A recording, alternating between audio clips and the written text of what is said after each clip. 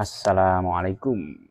Ya, kita ketemu lagi bersama Ari Alternatif Channel. Oke, kali ini kita akan mulai ya, mencoba untuk kita nanti step by step atau kita mulai dari awal melakukan perakitan dari nol untuk pemula. Jadi semuanya kita harapkan nanti bisa melakukannya juga di rumahnya, di bengkelnya, di sekolahnya, atau di tempatnya masing-masing.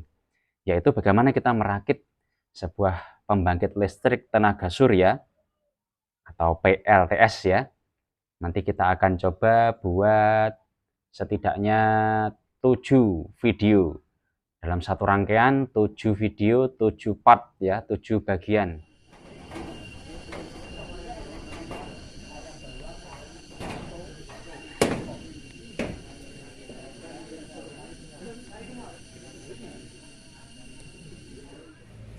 Oh, iya dong. Listriknya gratis. Kita punya matahari. Matahari gratis. Sinarnya melimpah. Kita manfaatkan untuk mendapatkan listrik gratis. Ya, listriknya gratis tapi kan komponen untuk menangkap energinya dan komponen untuk mengonversi energinya ya kita beli atau kita membuat dan merakitnya. Karena itu melalui video-video nanti yang akan kita buat 7 part atau 7 bagian nanti kita akan rakit step by step. Kita jelaskan komponennya, karakteristiknya sekilas dan nanti akan kita rakit step by step. Silahkan diikuti channel ini, nanti akan diberi pemberitahuan dan kita mari bersama-sama kita praktekkan.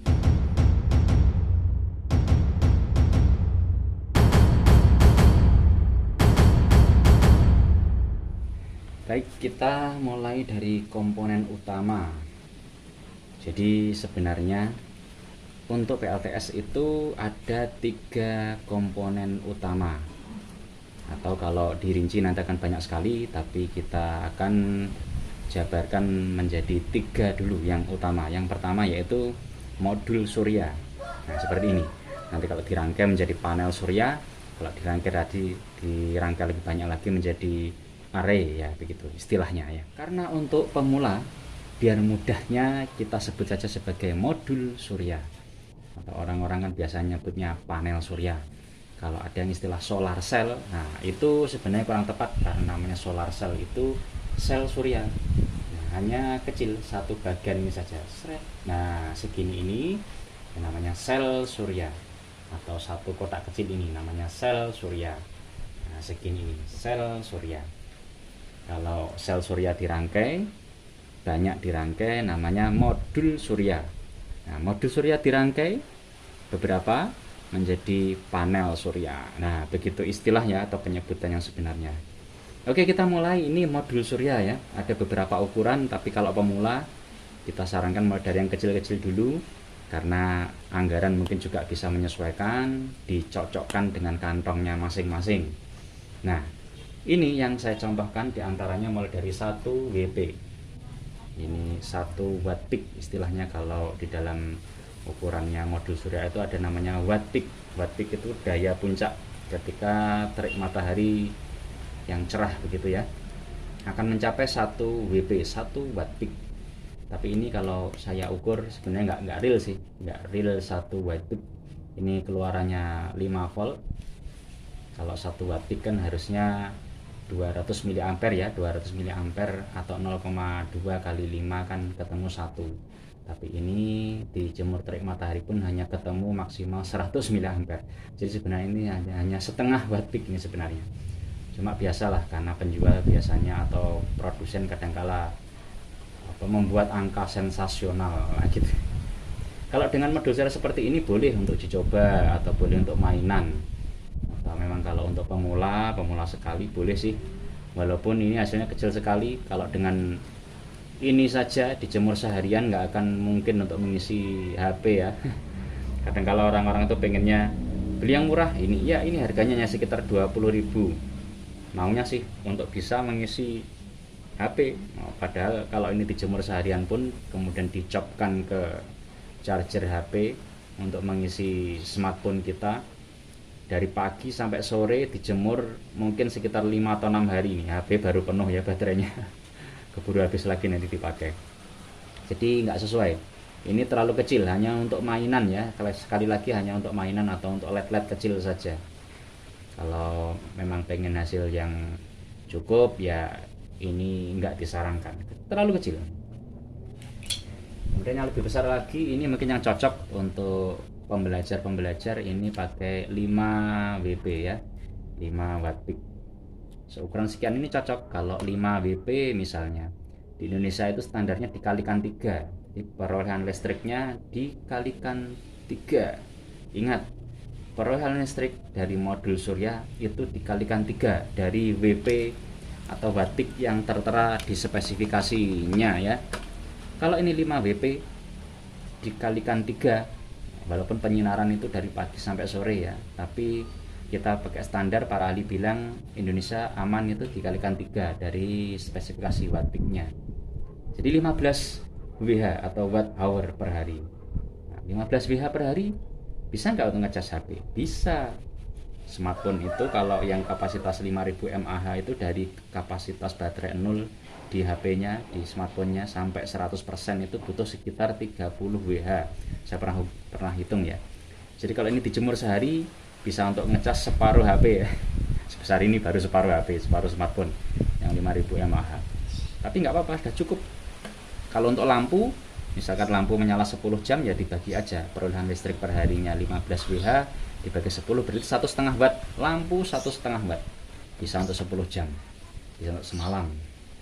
Kalau yang ini belakangnya ini lebih besar lagi. Biasanya minimal saya sarankan yang pakai yang seperti ini, yang ukuran segini. Ini spesifikasi di sini tertulis 15 watt atau 15 WP.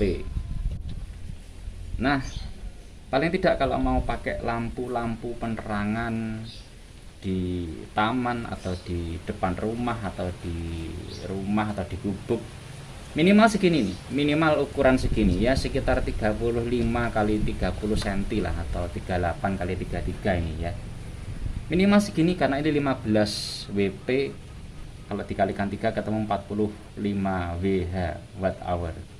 45 WH kalau dibagi 10, misalkan 10 jam penyinaran atau menyalakan lampu selama 10 jam, berarti kan ketemunya 4,5 watt. Bisa untuk menyalakan lampu 4,5 watt.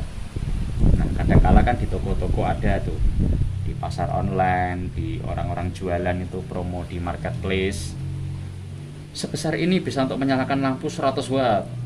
Atau panel surya, modul surya sebesar ini bisa untuk menyalakan lampu 30 watt. Nah, itu pasti omong kosong. Itu pasti bohong. Itu pasti ya nggak mengerti sih. Mungkin yang jualan nggak mengerti. Yang beli kalau sampai percaya juga berarti yang beli juga nggak mengerti, karena 15 WP dikalikan 3 perolehan listrik hanya 45 WH. Kalau untuk menyala 10 jam aja berarti lampunya ya hanya 4,5 WH ya, 4,5 watt. Hanya 4,5 watt lampunya. Jadi nggak mungkin untuk lampu 30 watt, nggak mungkin untuk lampu 100 watt apalagi. Nah, karena listrik itu bisa dihitung, listrik itu real ya, energi itu real. Kita harus mengerti biar kita tidak tertipu ya. Atau mungkin bisa mencoba lagi yang lebih besar. Ini 10, kalau satu lembar ini 10 WP, kalau dua lembar ini sama paralel menjadi 20 WP. Atau lebih besar lagi seperti ini, bisa pakai 50 WP. Di atasnya lagi sebenarnya di atas 20 itu ada 30 biasanya ya. Setelah 30 baru 50. 50 WP ini harganya kalau di pasaran sekitar 400-an ribu ya. Kalau yang paling murah mungkin 350-an. Kalau yang merek lebih bagus lagi bisa sampai hampir 500 ribu yang 50 WP ini. Baik yang poli maupun yang mono ya. Kalau yang 15 WP ini harganya kisaran mungkin sekitar 130 sampai 160-an ribu paling ya. Sekitar itu. Kalau yang 5 WP ini harga di pasaran sekitar 70.000 sampai 90.000, kisaran segitu. Jadi untuk pemula masih cocok dengan ukuran-ukuran seperti ini karena tidak akan terlalu banyak menguras kantong, dan namanya pemula kan mulai dari yang kecil dulu. Jadi anggaran tidak sampai 500.000 kita sudah bisa mendapatkan modul surya yang sesuai untuk awal-awal kita mencoba merakit PLTS. Ini sekilas tentang modul surya atau panel surya dan ukuran-ukurannya, dan juga nanti kita akan lanjutkan dengan part berikutnya untuk komponen yang lainnya. Ini sementara di sini dulu.